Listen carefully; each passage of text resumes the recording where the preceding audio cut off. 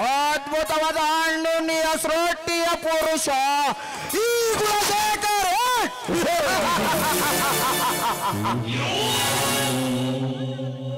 ಭೂಮಂಡಲ ಗರ್ಭದಲ್ಲಿ ಹುಟ್ಟಿ ವಾಯುಮಂಡಲ ಗರ್ಭದಲ್ಲಿ ಬೆಳೆದು ಚಂದ್ರ ಮಂಡಲದಲ್ಲಿ ಚತುರನಂತೆ ಮೆರೆದಾಡಿ ಈ ಸೃಷ್ಟಿಯಲ್ಲಿ ವಿಚಿತ್ರ ಮಾನವ ಬಾಜುಚಿನ ಗಟ್ಟಿದ ಸಂಚಾತ ಈ ಗುಣಶೇಖರ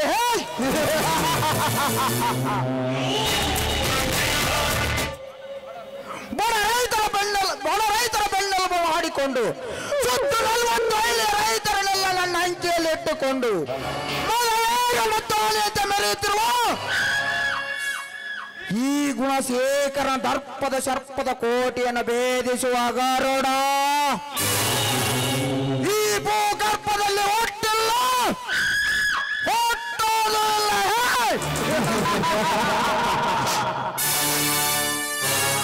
ಅವಕಾಶವಂತರೂ ಇಲ್ಲವೇ ಇಲ್ಲ.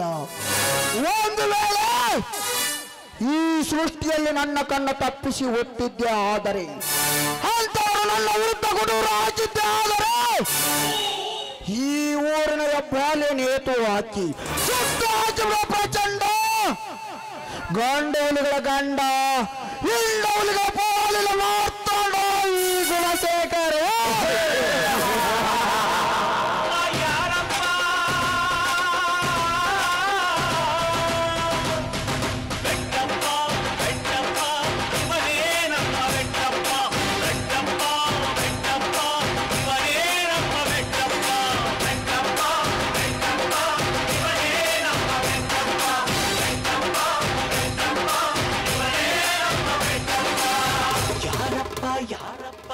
ವಿರೂಪಾಕ್ಷಿ ಹೆಂಡತಿಯನ್ನು ಒಪ್ಪತ್ತಿನ ಕೂಳಿಯ ಗತಿ ಇಲ್ಲದಿದ್ದರೂ ನಾನೇ ಭೂಲೋಕದ ಸುರಸುಂದರಿಯಂತೆ ಮೆರೆದಾಡುತ್ತಿದ್ದಾಳೆ. ಆದರೆ ಅವಳಿಗೆ ಹೇಗೆ ತಿಳಿಯಬೇಕು ಅವಳ ಸೌಂದರ್ಯವನ್ನೇ ಸವಿಯಲೇಬೇಕೆಂದು ನಮ್ಮಂತ ಕದಿಮ ಅವರೊಮ್ಮನೆ ಸೃಷ್ಟಿ ಮಾಡಿದ್ದಾನೆಂದು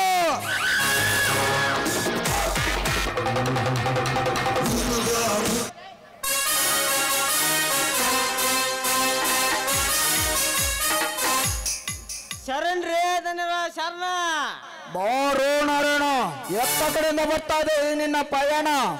ಮತ್ತೆತ್ತ ಕಡೆಯಿಂದ ಬಲ್ರಿ ದನರ, ನಮ್ಮ ಕಬ್ಬಿನ ಫ್ಯಾಕ್ಟ್ರಿ ಕಡೆಯಲ್ಲೇ ಬರಾಕತ್ತೇನ್ರಿ. ಓ ಹಾಗೆ, ಹೌದಾ? ಫ್ಯಾಕ್ಟ್ರಿಯ ಸಮಾಚಾರವೇನು? ಏನಂತ ಹೇಳ್ರಿ ದನರ, ಒಬ್ಬೊಬ್ರದ ಒಂದೊಂದು ರೀತಿ ಗೋಳ. ರೊಕ್ಕ ಕೇಳಕ್ ಹೋದ್ರ ಫ್ಯಾಕ್ಟ್ರಿ ಕಪ್ ಕೊಟ್ಟ ರೈತರು ರೊಕ್ಕ ಅಂತ ಜಗಳ ಮಾಡಕತ್ತಾರ್ರಿ. ಇನ್ನೂ ಕಡೆ ದಲಾಲಿ ಅಂಗಡಿಗೆ ಹೋದ್ರ ನಾವು ಸಾಲ ತಗೊಂಡಿಕ್ ರೊಕ್ಕ ಕೊಟ್ಟಿಲ್ಲ ಅಂತೇಳಿ ಬಾಯ್ ಬಡ್ಕೊಳಕತ್ತಾರ. ಇದನ್ನ ಬಾಯ್ ಬಡ್ಕೊಳಕತ್ತಾರ. ಅವರ ಹಣಕ್ಕಾಗಿ ಗಂಟಲು ಅರಿತುಕೊಳ್ಳುತ್ತಲೇ ಇರಬೇಕು. ಅದನ್ನು ನಾವು ಕೇಳಿದಂಗೆ ಅಡ್ಡಾಡಿಕೊಂಡು ಇರಬೇಕು. ಹಂಗಾಗಲೇ ನಮ್ಮ ಸಿರಿ ಸಂಪತ್ತು ಬೆಳೆದು ಕೋಟ್ಯಾಧೀಶರಾಗಲು ಸಾಧ್ಯ. ಅದು ಏನೇನಲ್ಲ, ನಾವು ಎಷ್ಟಂತ ಅಲ್ರಿ ಇದನ್ನೆಲ್ಲ ನಾವ್ ಎಷ್ಟಂತ ಅವ್ರಿಗೆ ಈ ರೀತಿ ಹಣ ಕೊಡದೆ ಸದಸ್ಯಗಾಗತ್ರಿ ಇದನ್ನೆಲ್ಲ. ನಾವು ಅವ್ರ ತಾಳ್ಮೆ ಪರೀಕ್ಷೆ ಮಾಡೋದು ಸರಿ ಅಲ್ರಿ ಇದನ್ನೆಲ್ಲ, ಸರಿ ಅಲ್ಲ. ಅವ್ರ ಏನಾರು ರೋಚಿಗೆದ್ರ ನಾವಿಬ್ರು ಉಳಿಯೋದಿಲ್ರಿ. ಮತ್ತ ತಲೆ ತೆಗೆದರೆ ಮುಗಿದೇ ಹೋಯ್ತಲ್ಲ. ಯಾರು ದಣಿ ಎತ್ತುತ್ತಾರೋ ಅವರ ಕತ್ತನ್ನು ಕತ್ತರಿಸಿ ಬಿಟ್ಟರಾಯ್ತು. ಮತ್ತೆ ಯಾರು ದಣಿ ಎತ್ತುತ್ತಾರೆ ನೋಡು. ಸದ್ಯಕ್ಕೆ ಫ್ಯಾಕ್ಟ್ರಿ ತುಂಬಾ ನಷ್ಟದಲ್ಲಿ ನಡೀತಾ ಇದೆ. ಸದ್ಯಕ್ಕೆ ಯಾರಿಗೆ ಹಣ ಕೊಡದಾಗಂತ ಹೇಳಿಬಿಡು. ಅಂದಾಗೆ ಆ ವಿರೂಪಾಕ್ಷಿ ಸಾಲದ ಕತೆ ಏನಾಯ್ತು? ಅವಂದ ಏನ್ ಕೇಳ್ತೀರಿ, ಬಾಳ ಜಗಮಣ್ಣದನ್ರಿ ಅವ. ರೊಕ್ಕ ಕೇಳಕಂತ ಹೋದ್ರ ನಾನು ಅವಾಗ ಕೊಡ್ತೀನಿ ಇವಾಗ ಕೊಡ್ತೀನಿ ಅಂತೇಳಿ ಸಂಡೆ ಕಣ್ಣು ತಪ್ಪಿಸಿ ಅಡ್ಡಾಡ್ತೇನ್ರಿ ನನ್ನ ಮಗ. ಓಹೋ, ಆಗ ಸಮಾಚಾರ ನೋಡು ನಾರಾಯಣ.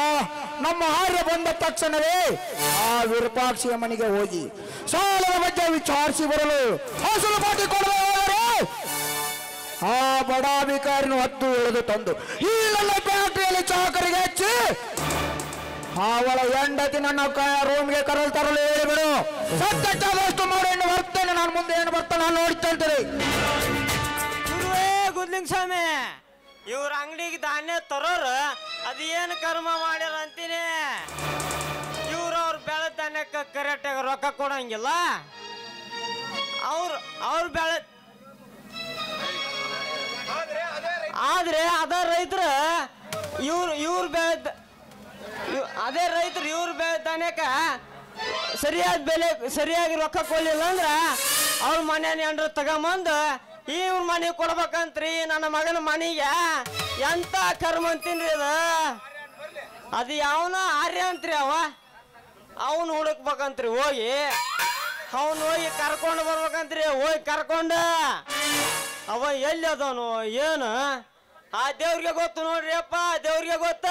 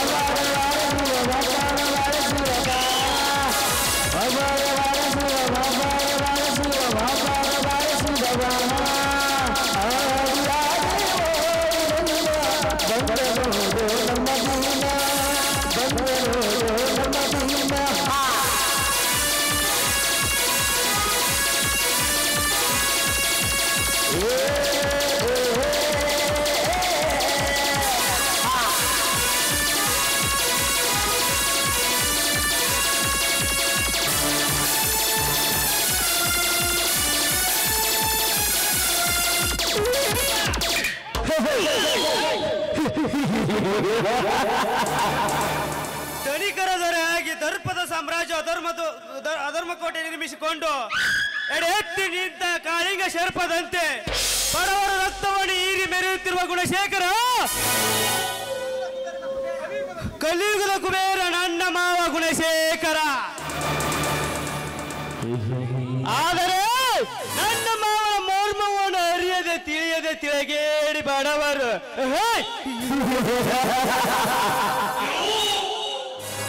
ನನ್ನ ಮಾವನ ಮರ್ಮವನ್ನು ಅರಿಯದೆ ನನ್ನ ಮಾವನ ದರ್ಪದೊಳೂರಲ್ಲಿ ದಹಿಸಿ ಹೋಗುತ್ತಿದ್ದಾರೆ ಕಡು ಬಡವರು.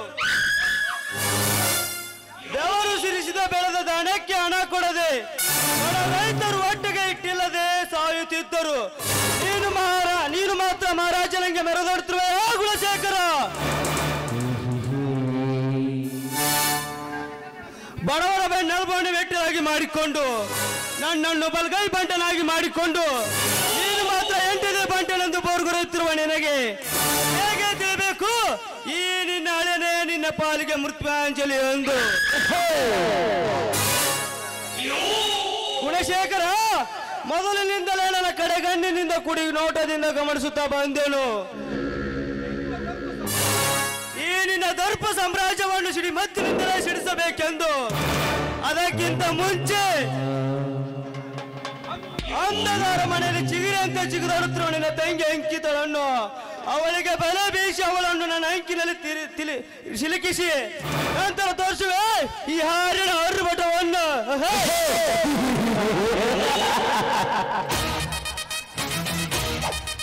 ಅಲ್ಲಿವರೆಗೂ ಸಾಗಲಿ ನಿನ್ನ ಅಧರ್ಮ ಹೋರಾಟ.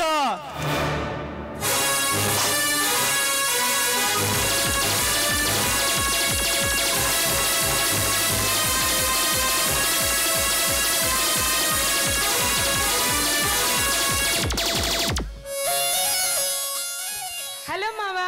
ಹಲೋ ಅಂಕಿತ, ಇದೇನಿದು ದಿಢೀರಂತ ಬಂದು ಬಿಟ್ಟಲ್ಲ? ಏನ್ ಮಾಡುದು ಮಾವ, ಬೆಂಗಳೂರಿನಲ್ಲಿ ದೊಡ್ಡ ದೊಡ್ಡ ಬಿಲ್ಡಿಂಗ್ ಜೊತೆ ಕಾಲ ಕಳೆದು ತುಂಬಾನೇ ಬೇಜಾರಾಗಿತ್ತು. ಅದಕ್ಕೆ ಈ ಹಳ್ಳಿ ವಾತಾವರಣದಲ್ಲಿ ಒಂದು ವಾರ ಇದ್ದು ಹೋಗೋಣ ಅಂತ ಬಂದೆ. ಆರಾಮಾಗಿದೀಯಾ ಮಾವ? ನಾನೇನು ಆರಾಮಾಗಿದ್ದೀನಿ, ಆದರೆ ಮನಸ್ಸು ಬೇಸರದಿಂದ ಬತ್ತಿ ಹೋಗಿದೆ. ಯಾಕೆ ಮಾವ? ಮತ್ತಿನ್ನೇನು ಅಂಕಿತ, ನಿಮ್ಮ ಅಣ್ಣನ ವ್ಯವಹಾರಕ್ಕೆ ದಿನಕ್ಕೆ 24 ಗಂಟೆನೂ ಸಾಲವಲ್ತು ಅಂತಾದ್ರಲ್ಲಿ ಬೇಜಾರಾಗುತ್ತದೆ ಇರುತ್ತದೆ. ನೀನೇ ಹೇಳು ಮಾವ. ಇಷ್ಟಕ್ಕೆ ಯಾರಾದ್ರೂ ತಲೆ ಕೆಡಿಸ್ಕೊತಾರ? ಅದಕ್ಕೆ ಅಂತ ನಾನ್ ಬಂದಿಲ್ವೇ ನೋಡಿ. ಅಣ್ಣನ ಹತ್ರ ನಾನ್ ಮಾತಾಡಿ ನಿಮ್ಗೆ ರಿಲ್ಯಾಕ್ಸ್ ಮಾಡಿಸ್ತೀನಿ. ಹಾ ಮಾವ, 5 ನಿಮಿಷ ನಿಂತ್ಕೊಳ್ಳಿ, ನಾನು ಒಳಗಡೆ ಹೋಗಿ ಸ್ನಾನ ಮಾಡ್ಕೊಂಡು ಬರ್ತೀನಿ. ನಿಂತ್ಕೊತೀರ ತಾನೆ? ಇಲ್ಲ ಅಂಕಿತ, ಅರ್ಜೆಂಟ್ ಆಗಿ ಫ್ಯಾಕ್ಟ್ರಿಗೆ ಹೋಗಬೇಕಾಗಿದೆ. ಆದ್ರೇನಾ? ಅದೇನಂತ ಪೂರ್ತಿಯಾಗಿ ಹೇಳ್ಬಾರ್ದ ನೀವು? ಅದೇನೆಂದರೆ ಯಾಕೋ ಏನೋ ಮನಸ್ಸು ಹಳೆದ್ರ ಕಡೆಗೆ ಸರಿಯಿತು. ನೀನು ಬೇಜಾರಾಗುದಿಲ್ಲ ಅಂದರೆ ಲಾಸ್ಟ್ ಟೈಮ್ ಬೆಂಗಳೂರಿಗೆ ಹೋಗುವಾಗ ಆಡೋದನ್ನು ಆಡುತ್ತೀಯಾ? ಅಯ್ಯೋ ಮಾವ, ಅಷ್ಟೇ ತಾನೇ. ನಿನ್ನಿಷ್ಟಾನೇ ನನ್ನಿಷ್ಟ ಮಾವ.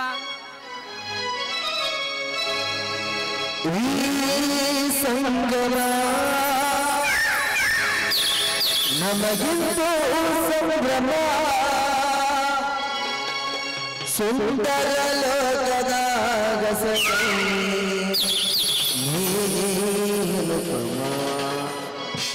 ಸುಂದರ ಲೋಕದ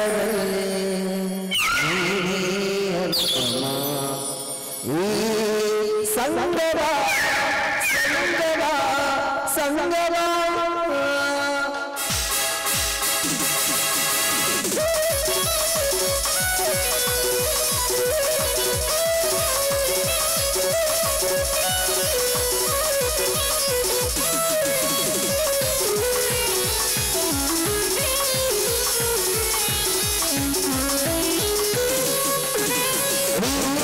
ಸಂಗಮ ನಮಗಿಂದು ಸಂಗಮ ಸಂಗಮ ನಮಗಿಂದು ಸಂಭ್ರಮ ಸುಂದರ ಲೋಕದ ರಸದಲ್ಲಿ ಸುಂದರ ಲೋಕದ ರಸದಲ್ಲಿ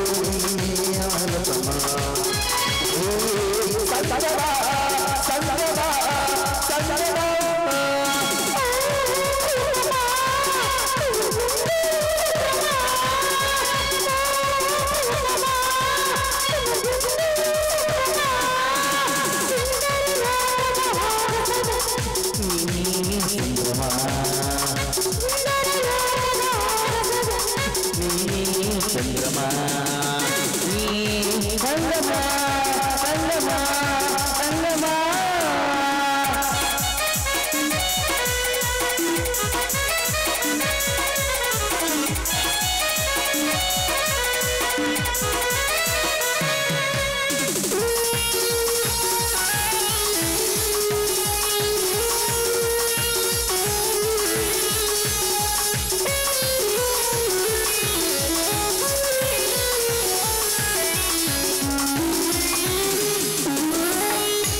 ಬಾಳ ಪುಟ್ಟ ಪುಟ್ಟದಲ್ಲಿ ಇಂದು ನೀನು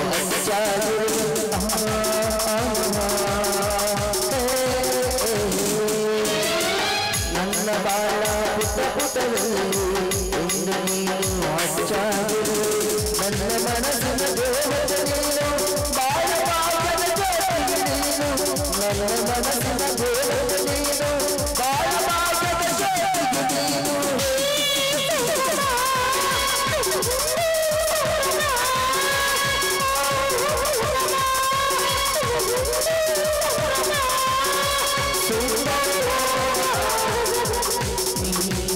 ಅನುಪಮ ಸುಂದರ ಲೋಕದ ಗತದಲ್ಲಿ ಅನುಪಮ ಈ ಸಂಗಮ ಲಾಲೆಲ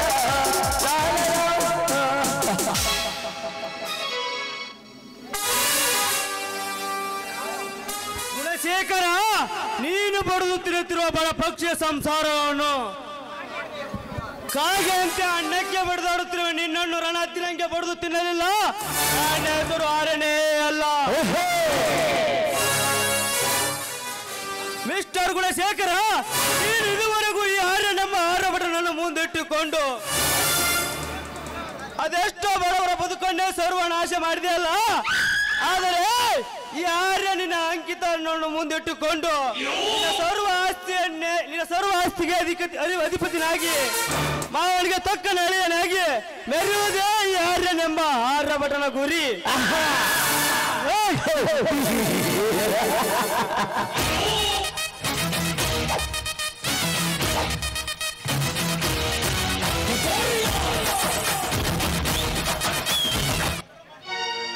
ಮದುವೆಗೆ ಮನೆಯೆಲ್ಲ ಅಡ್ಡಾಡಿ ಮಾಡಾಡಲ್ಲ